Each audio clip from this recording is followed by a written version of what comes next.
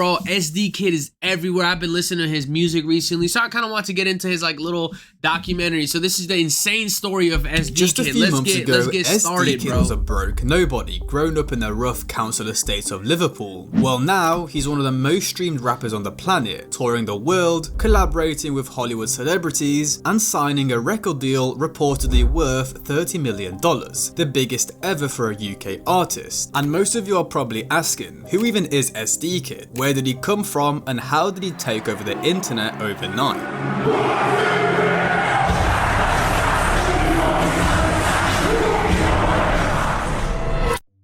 EsDeeKid grew up in the city of Liverpool, part of Merseyside in the northwest of England. This is where he picked up his famously harsh accent known as Scouse, a distinctive dialect that comes from Liverpool's unique mix of Irish, Welsh and other cultural influences. Why are you laughing for? What, Chris, why are you laughing for?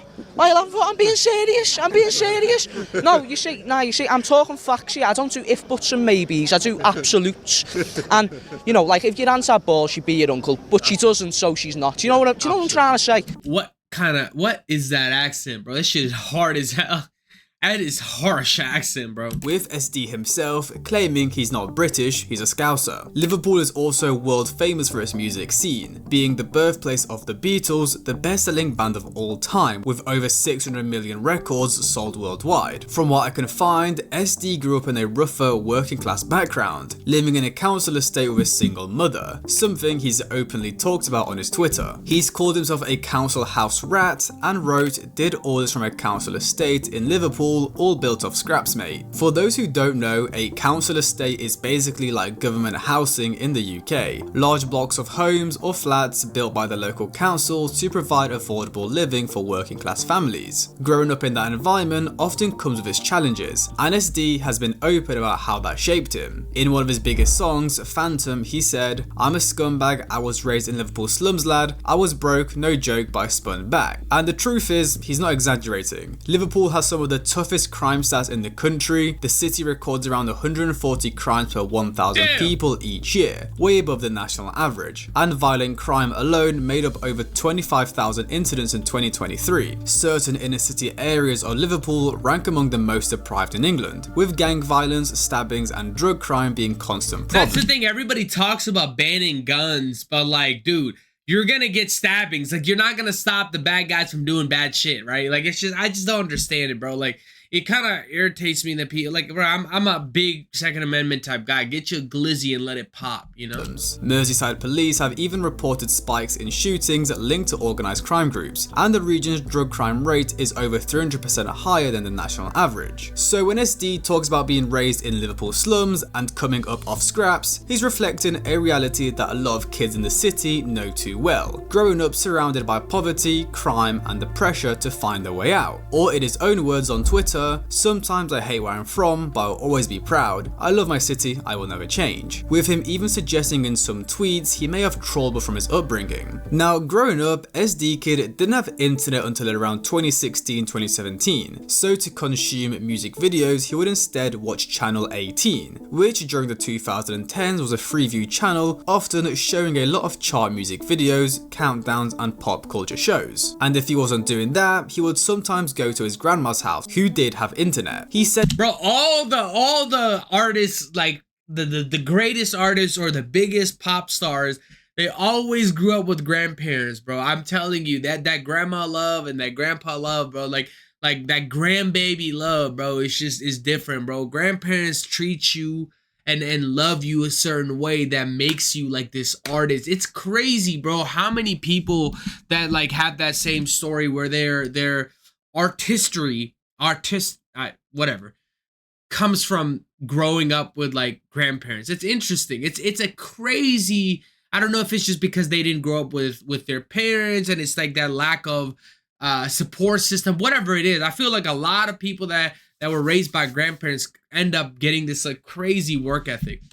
that music videos were how he remembered the music, which is one of the reasons he loves making videos so much. That obsession with visuals later became a core part of his identity, every song needing an image attached to it, as nearly every one of his early SoundCloud releases had a music video alongside it, with SD early in his career even shooting a couple music videos for one of his friends, Rico Ace. Growing up, SD was very into the mid-2010s SoundCloud era, Lil Peep, Lil Pump, Black Cray, and so on, with him even claiming he put his own mum onto Blade, and calling himself a Scouse Boy Rari in his number 9 freestyle. Him and Rico Ace even recreated his picture of Lil Peep and Lil Tracy at the exact same location. Arizona, iced out boys. Yo, show them the Arizona. Shawty, watch it. Yeah, yeah, yeah, yeah. Now, even though he loved the American underground rappers, I feel like he blew up like in the last year or so, but he probably started making music like in 2020. I feel like so many people got stuck home and they found their passion for making music or making some kind of art form and speaking their voice after COVID, bro. But when you get stuck home and you're just in front of the screen for like however long, or in front of the phone for like a couple of hours a day, like more than a couple hours a day, you kind of like, I guess, had that passion to create, you know? His icons were the Beatles, claiming they're the greatest to ever do it and wishing he got to meet John Lennon, one of the singers. And to finish off this segment about his childhood, it seemed like SD was an avid gamer, often talking about GTA, Black Ops, Far Cry, and CSGO in his tweets. Now onto his music career. On the 13th of May in 2024, SD would drop his first ever song on SoundCloud, a remix to Ray Shremmurd's Black Beatles, with a music video alongside it. It's quite different to how he sounds now, even though this was just a year ago, as he's rapping at a much slower and relaxed pace. Now, even though this is the first official drop as EsDeeKid on his official SoundCloud, from what I found on Reddit, he's been dropping music since 2023 under the name Jules Spines. From my own research, Jules Spines is just a name he used to go by, basically like an alter ego. Jules Spines used to rap in an American accent though, with him even mentioning it on his song Mist. Young Scouse Kid, make it sound like I'm from Texas. But of course, with SD blown up because of his Scouse accent, he abandoned this. Some fans theorize that Jules Spines isn't actually EsDeeKid and it is actually his brother, as someone tried to say in these DMs. However, there is overwhelming evidence that this is in fact not true. It's also now very hard to try and find any of Jules Spines' older music or videos because anything fans post on platforms like YouTube or SoundCloud gets taken down almost immediately. In my life no more, I went and disappeared into a... After SD started blowing up, it seems like him and his label tried to kill off Jules Spines and hide any evidence of it. Interestingly, despite efforts to bury the Jules Spines era, SD recently teased a possible revival, as 2 months ago in November he made a brand new Instagram post with the caption 1981 Jules Spines Renaissance, with this weird video, with him even teasing on his Instagram story Jules Spines album November Instrumental Ambience, then posting on his Twitter Instrumental Ambient Album, suggesting he hasn't fully abandoned that identity. Maybe he's gonna make a comeback. I mean, it's not the first time we've seen an artist drop music under a different name. From the top of my head, I know Comethazine became a jazz artist, and Young Lean, what happened, bro? He was such a hard fucking like crazy rapper. Now he like is making jazz music. I guess, bro, when you're a creator, you just want to make music, and sometimes when you get under a label, you kind of get stuck in box, and you just want to create, right? So it's like, and that's probably what these people just are doing, like just like how Kai Cenat is now like doing like all this other stuff. Obviously he probably saw some crazy shit on his, you know, girl's phone, and it was just like, I gotta change, you know?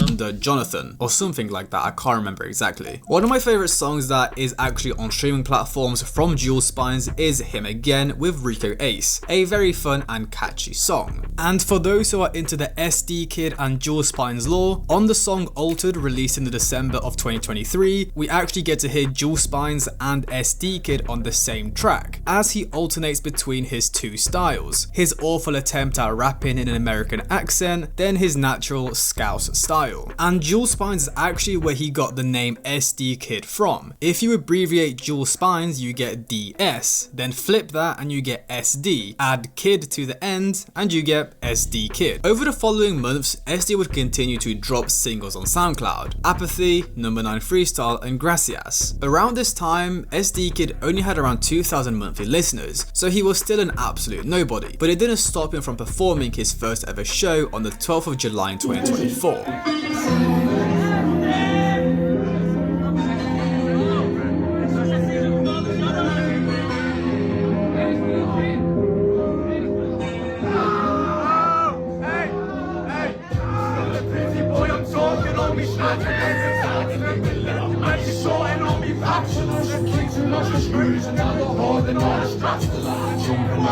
I think at the end of the day, bro, it's like you just have to believe in yourself, bro. Like, and it would be actually that's the one level of delusion that you have to support, bro. Is like when you're in the early stages, bro, it's harder than you can ever imagine, bro. I mean, I see it in comedy now, bro.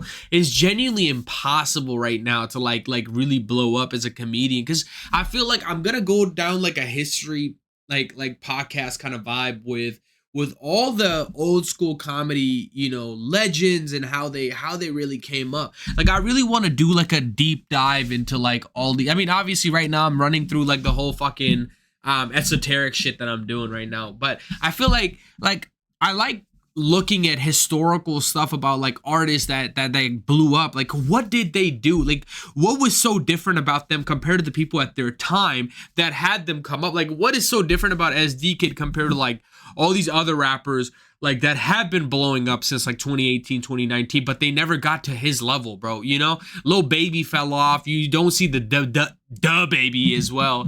Like, you don't see all these like big rappers that used to be huge and they just kind of fell off. Like, what happens? Like, what is the cutoff? Like, how these people don't become like stars, right? Like, they already had that potential. Why do they not go into the stratosphere? Whereas somebody like EsDeeKid, he like came off the like shits right into the stratosphere, right? I don't think DaBaby ever blew up as big as EsDeeKid. I could be wrong, because DaBaby does have some big bangers. Same thing with Lil Baby, but like, they never stuck around, I feels like, as long as EsDeeKid has. Well, he's not, I mean, he's still been in the game for like a year, but still, like, I don't know. I just feel like there are some people that have like the superpower, like star power, right? Like Travis Scott. He's fucking bigger than anything, right? You know, it's just some people just have that star power, I guess. It's time that things started picking up for him. Palaces with Rico Ace, Tapped In with Sinner, and Ferragamo were the 3 tracks that made him start gaining a lot of traction around his name. Not a big name yet, but gave him the small following he needed to carry on growing. Another single he dropped around this time was Bally featuring Rico Ace, which was highlighted in Pitchfork's The Ones column, where Alfonso Pierre described it as one of the year's standout tracks and named EsDeeKid one of the year's breakout stars. But it wouldn't be until 2025 that things really took off for him. His first drop of that year was on the 6th of February,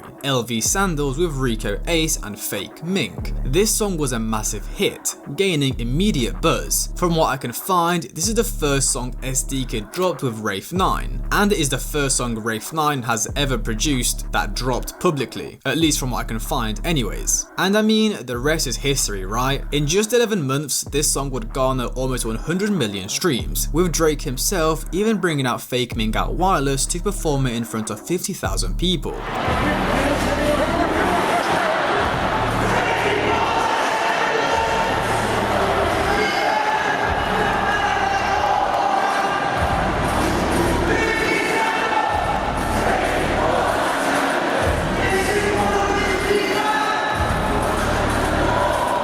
From what I personally remember around this time, this song took EsDeeKid to that 500k monthly listener mark, which he would sit at until the summer. Also, fun fact, Fake Mink and SD have actually been working since the summer of 2024, as during that time, Fake Mink would drop 2 collaborations with SD, Slurricane and Tropical Remix, with music videos for both of these. And it would also be around the start of 2025 that SD would sign to XV Records and Lizzie Records. From what I can find, Lizzie Records Records is owned by UK creative Sincere Lizzy, who is also the head of black music at Atlantic Records UK, with XV Records being owned by BAMS and I think Orcs Lua, with Lua being SD's current manager, who also runs the UK underground festival / concerts Orcs London. So I'm presuming XV is under Lizzy Records and they're under some joint venture or management deal, with other UK artists such as Femi Guerrero, Sinner,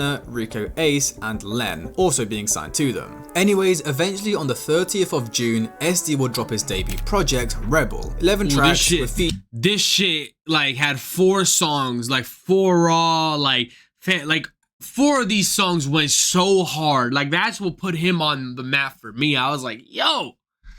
Features from Rico Ace, Femi Guerrero and Fake Mink. The entire tape was produced executively by Rafe9, whilst having additional help from CPPO and Numbers Beats. The majority of the project were the relentless rage sound SD is known for, from tracks such as Phantom, 4 Raws and LV Sandals, whilst also having elements of jerk and cloud rap on Caliman and Mist. At the time, whatever though, the camera angles they were just hidden, bro, that shit is hot. I like that type of fucking filmography, bro. Like it's just like fast but like slow motion mixed with it. It's just like the camera angles are so hard, bro. I want a music video for that exact reason, bro. It just makes you look so fucking aura filled, you know? Project barely gained any traction, and it wouldn't be until weeks later that it started taking off. Later in the summer, EsDeeKid will perform at Cloud Festival in Poland. 2, 1, 2, 3, go!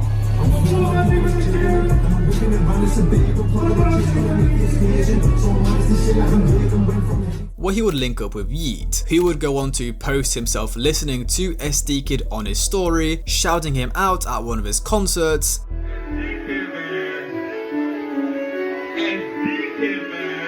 Okay.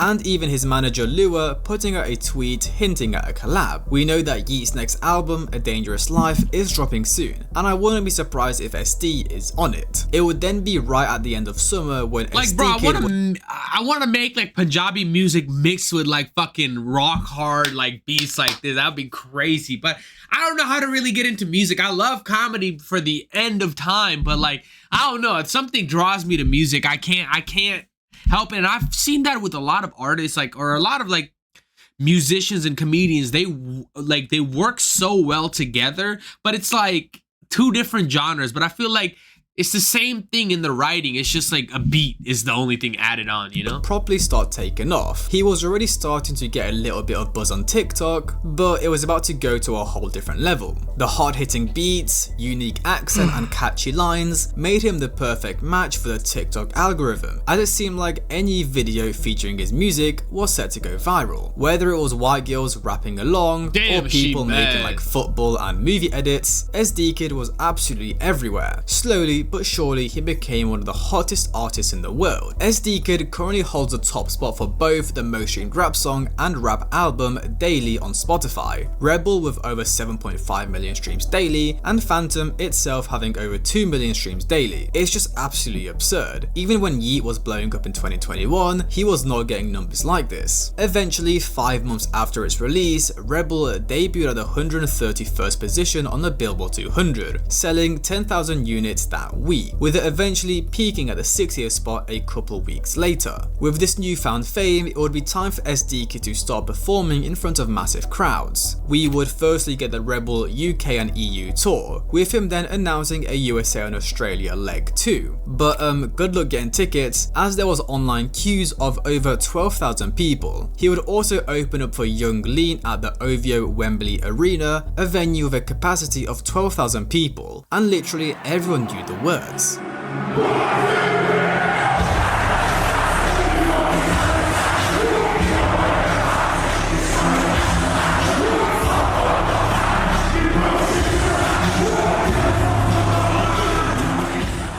Now, if EsDeeKid's career couldn't get any crazier than it already was, well, a lot of fans started theorizing that SD and the Hollywood actor Timothée Chalamet were the exact this shit was same hilarious. person. The theory didn't spread because it was believable, it spread because it was entertaining. The idea that a masked UK rapper and a Hollywood star was secretly the same person was too funny, too absurd, and too that would be the online to craziest ignore. thing if he was just an actor. And bro, this would be like what's that guy that was a comedian? Man, what am I?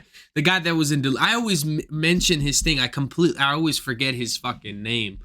But if that was true, bro, that would break the internet, bro. And the fans loved it. They got to work and started putting their photos side by side, comparing facial features and building timelines, genuinely trying to see if they're the same person. They even searched through Timothy's old movies, such as The King, and saw that he's had experience with British accents before. I've only one to give, and it is the same one I'd give were we not standing on the brim of a battlefield. It is the same one I'd give were we to meet in the street by chance. And Timothy himself added more fuel to the fire, as in an interview he avoided answering any questions regarding the conspiracies. EsDeeKid. Are you from, you know who EsDeeKid is, the rapper? Your fans have lost their minds and they are saying that you are EsDeeKid. Is that true? I got no comment on that. Oh, come on. No, I mean... Got no comment. You've got the same eyes. I've got 2 words on that. Go on. In your own time. 2 words. 2 words. What's wrong with him? We've lost him. Someone, we need to reboot. All will be revealed in due time. That's not 2 words though. Oh, wow. The word count's gone because of jet lag. Well, as we all know, SD and Timothée Chalamet would go on to break the internet together, as on the 19th of December, the American actor would remix SD's 4 Raws. Pull pine that dirty, 10 about 30, still super dirty, still putting work in, let's go, that's still working, you know I'm checking. But even this didn't put the rumours to bed, as fans continued making jokes, such as featuring on your own song is nuts, and questioning why we haven't seen Timothy and EsDeeKid with his mask off in the same room together. Not sure if you noticed, but they actually didn't show his eyes at all in the video. I still think it's the same person. It was a really smart play for both of them. Timothy stayed silent on the rumours as he knew he could use the moment to promote his new movie, Marty Supreme, whilst EsDeeKid knew this could push his name right into the mainstream spotlight. Because this wasn't a co-sign from another rapper. This was one of the biggest actors on the planet working with a UK artist who a couple months ago was a nobody. With the video on Twitter, I just found out, bro, Timothée Chalamet is 30 years old. I thought he was like 20, bro. He does not look 30 years old, bro. I just recently found that out. Currently sitting at over 150 million views. Oh my insanity. God. And just a week after this insane moment, rumors started flying about that EsDeeKid had signed a $30 million deal with Capitol Records, breaking the record for a UK artist. Now, as insane as that sounds, just remember Lil Pump signed for around $30 million like 10 years ago. So with inflation and a way more established scene, I can see why he got that $30 million. And with how record deals work, well, they're not actually giving him $30 million before the label makes double that themselves. If you didn't know, majority of record deals, they give you an upfront payment for each album or each year, whilst then taking pretty much every single penny from your streams, tour, merch, and so on. Again, I don't want to make it seem like I'm hating, but these record deals are pretty much just a big loan that you have to pay all back. But aside from that, you might be wondering, I just always wondered, like, how does the artist like keep that level of